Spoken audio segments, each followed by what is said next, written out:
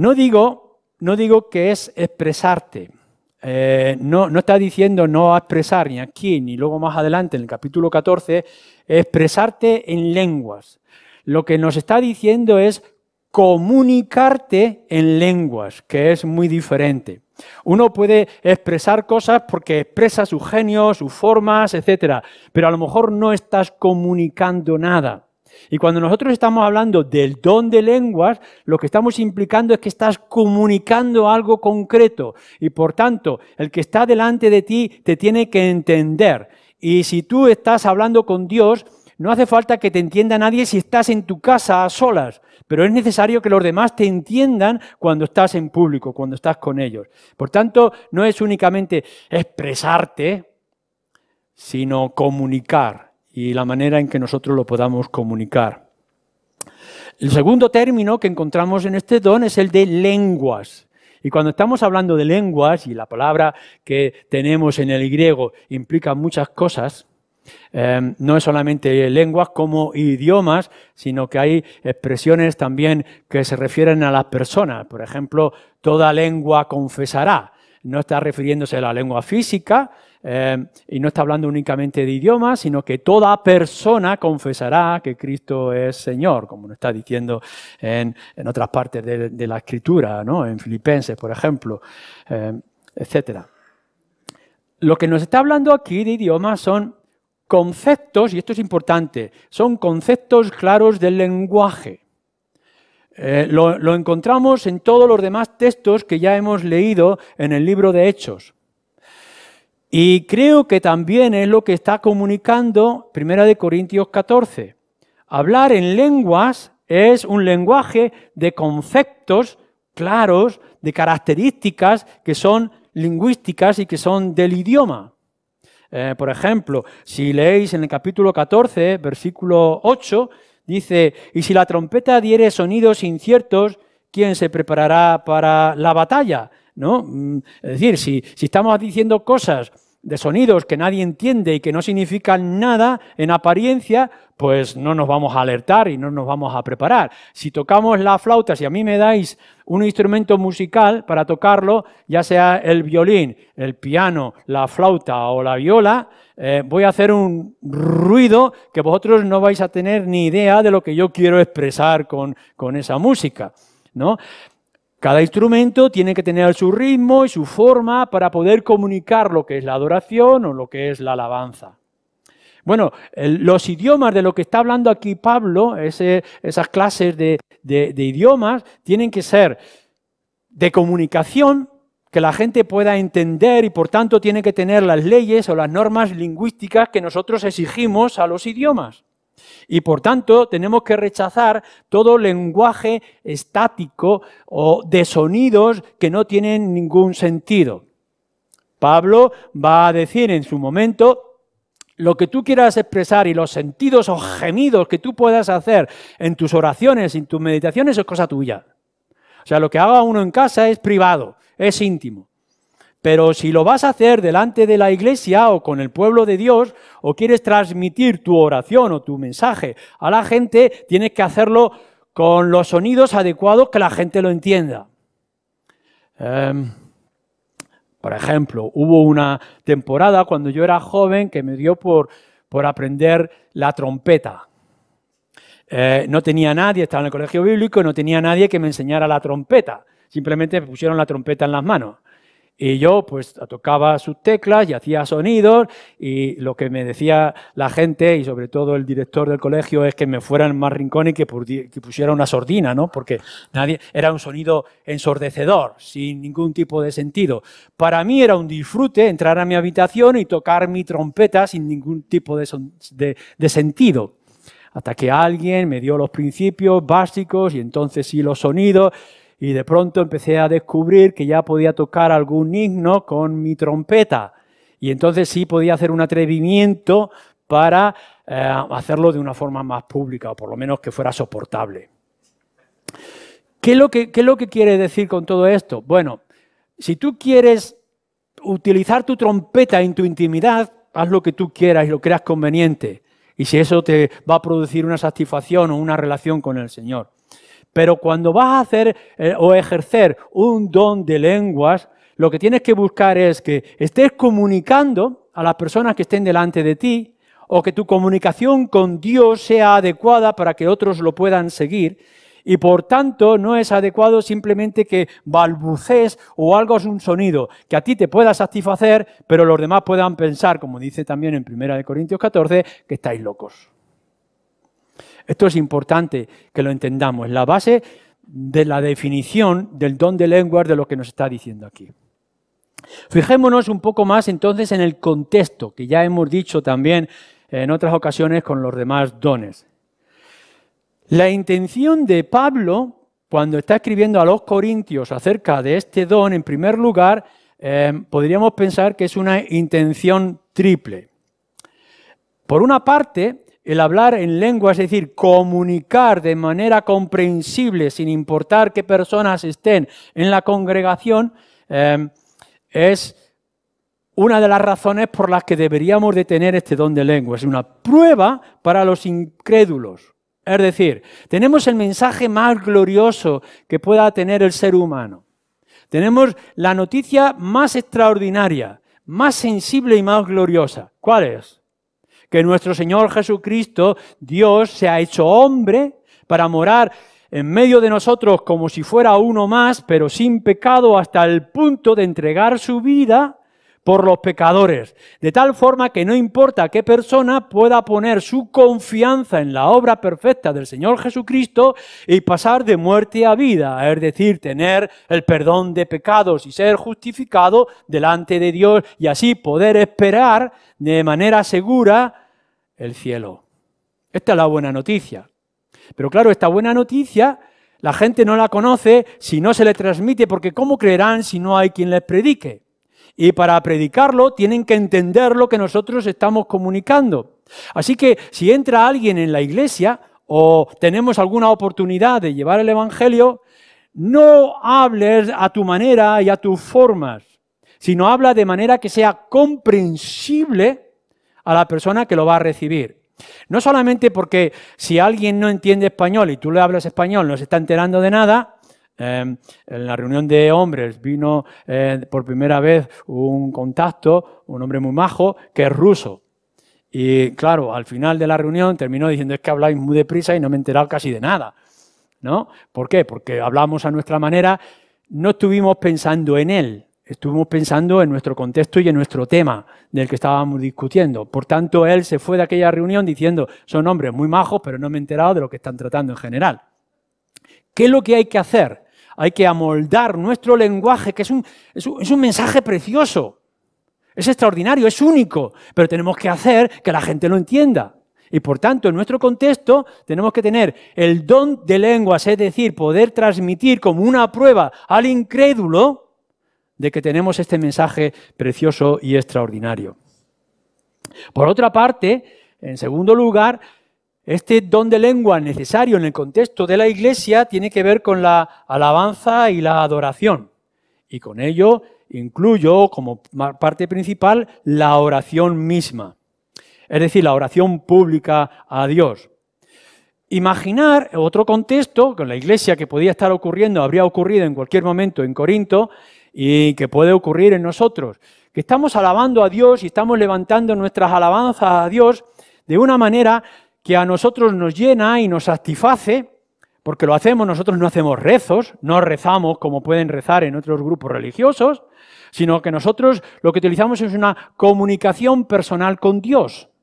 Pero claro, esa comunicación y esa relación otros no lo van a entender. Por ejemplo, nosotros no utilizamos otros nombres como el de María o de santos, o de cruces o de gestos, sino simplemente abrir nuestro corazón a Dios y hablar como si estuviera presente en medio de nosotros. Tenemos que hacer que nuestra oración o nuestra alabanza, nuestra música, sea comprensible incluso a aquellos que no están acostumbrados.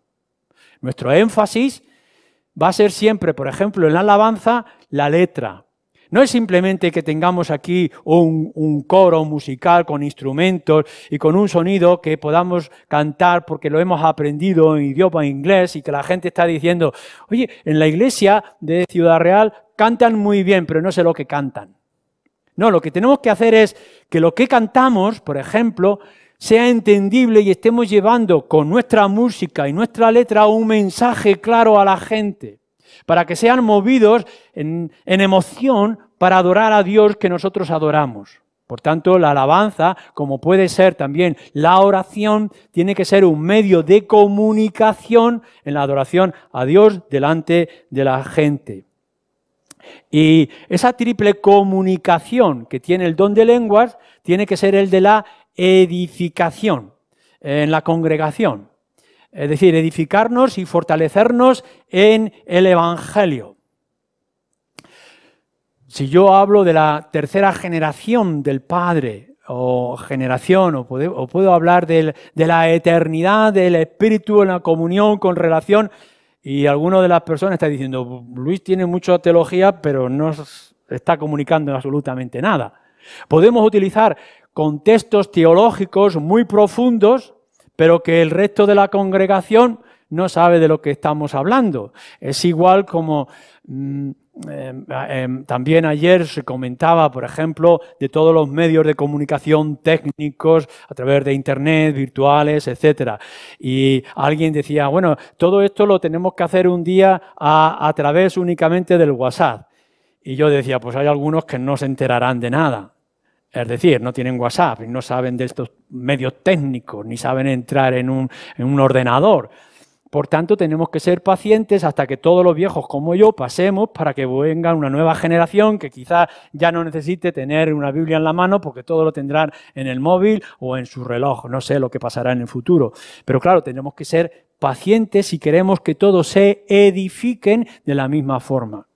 Cuando estamos hablando de la comunicación por medio de este idioma o este nuevo mensaje o lenguaje que estamos utilizando, no solamente queremos transmitir el Evangelio a los que están fuera, o queremos adorar al Señor de una manera que sea comprensible para todos los que puedan estar presentes, sino que lo que buscamos es que nuestro lenguaje sea comprensible para edificación de todo el pueblo. Algunos de vosotros podéis considerar, por ejemplo, que mi predicación y mi mensaje es muy llano. Primero porque yo soy muy simple, pero por otra parte es porque el mensaje tiene que llegar a todos. Y no podemos hablar de un nivel al que otros no alcanzan. Por tanto, el mensaje, aun cuando pueda tener conceptos que puedan ser más difíciles, por favor, decidme si alguno de vosotros no entiende lo que estoy hablando y de lo que estoy diciendo, por ejemplo, en esta mañana. Porque tenemos que hablar, tenemos que tener ese don de lenguas, de idioma, para ser comprensibles para la edificación, fortaleza de la Iglesia. Doctrinas que las podemos hacer lo suficientemente sencillas para aquellos que lo escuchan. Si estamos en un grupo teológico, hablaríamos de otro lenguaje teológico. Y si estamos con los niños, lo haríamos aún más sencillo y más simple para que también lo puedan entender los niños. Por tanto, la intención de este don de lenguas en el contexto de Corinto, y supongo que también en nuestro propio contexto, es que se entienda, comuniquemos de manera clara el mensaje que queremos comunicar. Por otra parte, en segundo lugar, tendríamos que decir que este don de lengua necesario en el contexto de la Iglesia, porque el deseo y la necesidad que debemos de tener todos nosotros de implicar o de incluir a todos los que están en la congregación, de todos los que puedan venir de fuera o todos los que puedan estar dentro. Si viene alguien de fuera, de otro país, con otro idioma, con otra cultura, otras costumbres, otra manera de hacer, tendrá que venir y comunicar todo lo que tiene y recibe, que seguramente es de mucha experiencia, de mucho conocimiento, de manera que los que estamos aquí lo podamos entender. A veces podemos encontrar, no solamente por cuestión del idioma, sino por la vida en que uno ha vivido, unas maneras muy distintas en la ropa, en las actitudes, en la vida social que llevan. Y uno viene y dice, es que en mi país o en mi zona se hace así, yo así y así, ya, pero es que nosotros no lo entendemos, nos suena extraño. De la misma forma, nosotros tenemos nuestra manera de comunicar, de vivir el Evangelio, de sentirnos comunicación, y cuando viene gente de fuera está diciendo, ¿qué es lo que hacen estos y cómo lo que hacen esta forma, etcétera? Por ejemplo, ¿Cuántos de vosotros que venís de otros países habéis chocado de que aquí, en una reunión de iglesia, cuando tenemos comida, una de las primeras cosas que ponemos es vino y cerveza? Y algunos dicen, uy, pues es que en mi país, ya, bueno, tendremos que comunicarlo bien, vamos a ver. No queremos, cuando ponemos vino y cerveza, que tú te emborraches, como seguramente mucha gente en tu país o en tu cultura se emborracha. Sino que tenemos aquí una cultura diferente, es decir, ponemos vino y cerveza porque sabemos cuál es el límite que podemos tomar vino o alcohol con nosotros. Igual con la comida, con la carne, con el vestido, etc. Tendremos que comunicar y hacer que se integren. Es decir, nosotros tenemos que hacer que el Evangelio y nuestra vida cristiana implique a todos los que vienen de fuera, y todos los que vienen de fuera, que vienen con algo, tendrán que aplicarlo o entenderlo en el contexto que se están encontrando. Esto es importante para la vida cristiana. Y era importante para una ciudad como la de Corinto. Por una parte venían, por ejemplo, los judíos, que tenían su cultura y su manera de ser, y por otra parte venían los gentiles, los paganos, y de pronto encontraban con un choque. Judíos y gentiles, y claro, la manera, las costumbres, las actitudes eran muy distintas. Vamos a entendernos y vamos a adaptarnos los unos a los otros. Que podamos hacer que la unidad de la Iglesia con el Evangelio sea común para todos nosotros y que nadie se sienta fuera del círculo de la Iglesia. Y por otra parte, también tenéis que decir que este don de lenguas siempre ha necesitado, si no lo tenía la misma persona, interpretación. Si alguien quiere hablar en otro idioma, yo no sé si hay alguno que pueda traer, porque creo que todos aquí tenemos el español como nuestro idioma base, pero si alguien quiere hablarlo en ruso o en inglés o en francés o en chino, etcétera, bueno, a la hora de hablar lo que necesita de manera urgente es un intérprete, porque si no, no nos vamos a enterar. Esto es lo que nosotros necesitamos a la hora de hacerlo. Si tú, y haces bien en desearlo, quieres llevar el mensaje del Evangelio a los chinos, o tú aprendes el chino o necesitas un intérprete para comunicar el mensaje a los chinos, en chino. Esto es lo que nos está diciendo, que de manera constante el don de lenguas o el ejercicio de este don va a requerir en muchos casos que haya un intérprete. Porque tú puedes estar diciendo cosas muy importantes y gloriosas, de mucha bendición, en esos tres contextos que hemos puesto: predicar el Evangelio como prueba a los gentiles, o como adoración al Señor, o como edificación a la Iglesia. No importa el mensaje que tú puedas tener, pero no lo podrás comunicar si no tienes algo que lo interprete y que lo adapte al oído, al corazón y a la mente del que está delante de ti. ¿De acuerdo? Y por último, decir, ¿qué podemos hacer? En conclusión, con respecto a este don o este género de lenguas que provee el Espíritu para la Iglesia en Corinto y también supongo que para nosotros. ¿Qué hacemos? ¿Qué podemos hacer? Bueno, tendremos que mirar todos los medios personales directos de parte de Dios o en el lenguaje nuevo que tenemos como Iglesia, siempre con la perspectiva de hacer que el mundo escuche el Evangelio. ¿Qué tenemos que hacer como Iglesia para que el mundo sepa que Cristo es el Salvador de pecadores y que no hay otro medio, porque no hay otro nombre? ¿Cómo podremos hacerlo? Y lo haremos con nuestro lenguaje sencillo cuando hablamos con un vecino o con un familiar. Lo haremos de manera solemne cuando lo hacemos desde un púlpito, como lo podemos hacer en esta mañana. Y lo haremos cuando esté a través de las redes, de manera virtual, o cuando utilicemos cualquier medio de literatura para que otros puedan entenderlo, aplicarlo en cualquier otra circunstancia, o ya sea en la radio como se hacía en el pasado, o con mensajes cortos a través del WhatsApp o de Internet o de YouTube o de otros lenguajes. No importa cómo lo hagamos, pero tenemos que hacer que la gente escuche el Evangelio. Y necesitamos personas con este nuevo don de aplicación de la comunicación del Evangelio a las gentes. ¿Cómo hacer que hombres y mujeres, o cómo animar desde nuestra perspectiva, para que haya personas que puedan transmitir este mensaje hacia afuera. No solamente, por tanto, es vocalizar.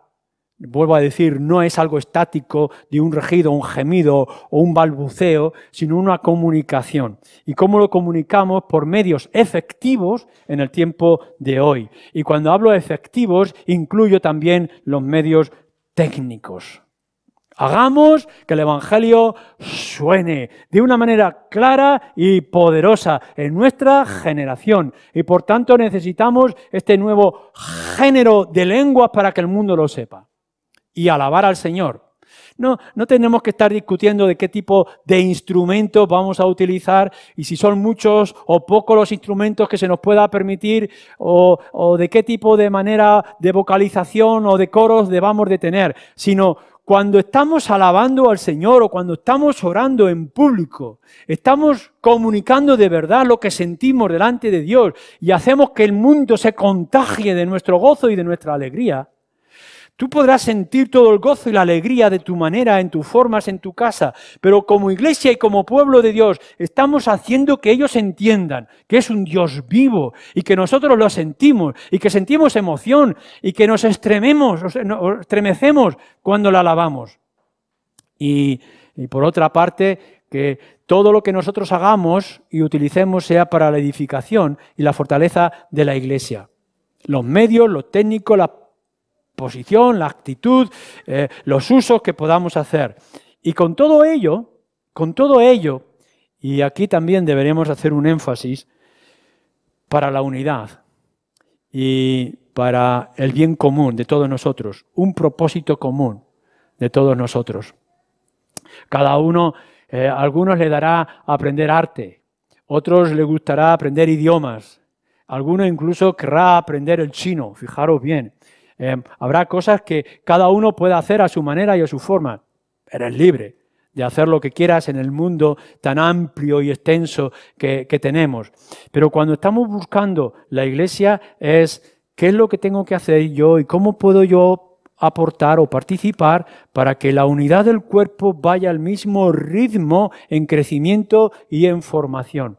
¿Qué elementos, qué personas, qué actitudes yo debo de tener o buscar para que la iglesia crezca? Comunicarnos a la misma vez. Nos critican mucho a los españoles cuando vais a otros países. Nos critican mucho porque los españoles hablamos a la vez, todos.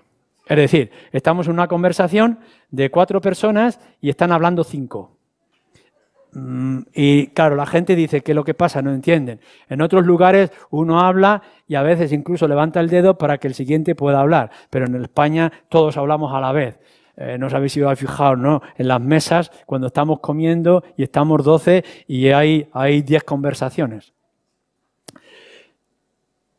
¿Qué es lo que tenemos que hacer nosotros como iglesia? No podemos tener 10 conversaciones, no podemos tener 10 mensajes, no podemos tener 10 niveles, tenemos que tener uno. Cada uno luego en su lugar y en su círculo, pero como iglesia, uno. ¿Cómo debemos de hacer para que nuestro mensaje sea claro a una vez? Imaginaros, todos y cada uno de nosotros, por la gracia del Espíritu, podemos tocar un instrumento, que es el Evangelio. Cada uno de nosotros lo podemos hacer. Porque el Espíritu está en el creyente y podemos llevar el mensaje, pero necesitamos ser orquesta.